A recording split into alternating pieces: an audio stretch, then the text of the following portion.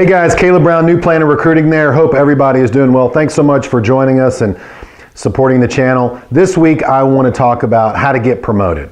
How do we move up in our financial planning career? And the first thing to review before we get there is just understanding what is valuable to your employers or your supervisors. Okay, and usually that can be a couple things, but let's just review those. So bringing in clients, generating revenue, generating assets under management, increasing profit. So there's a financial component.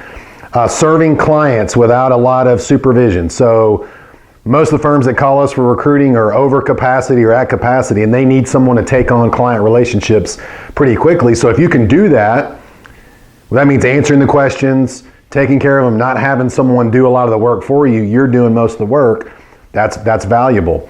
And I think where a lot of entry-level planners start is freeing up some of the more senior people by just doing some of the non-high producing revenue tasks. So your lower per dollar hour tasks to free these other people up to do the higher dollar per hour task. Okay, so trying to understand and just looking around at your firm.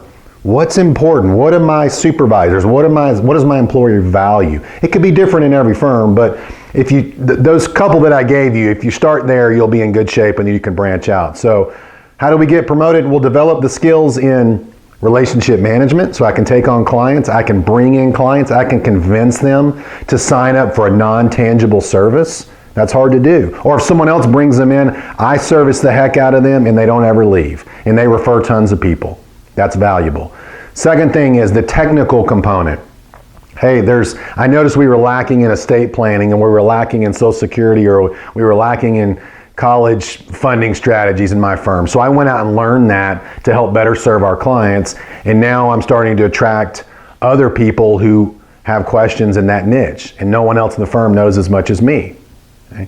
The third part is more of the business operations, the management and the leadership. So for example, like if you can develop the skill on how to manage, motivate, and mentor a virtual team, okay, you're already ahead of a lot of probably the other managers. I mean, the coronavirus did change that a little bit, but relationship management, technical side, firm management, leadership, mentorship, and then I think too, this also falls into the management leadership, but just developing processes and procedures, the effectiveness, the efficiency component, balancing those out, making the firm run more efficient so it can, if that's the goal, serve more clients, have a higher profit margin, hire more people, use more technology.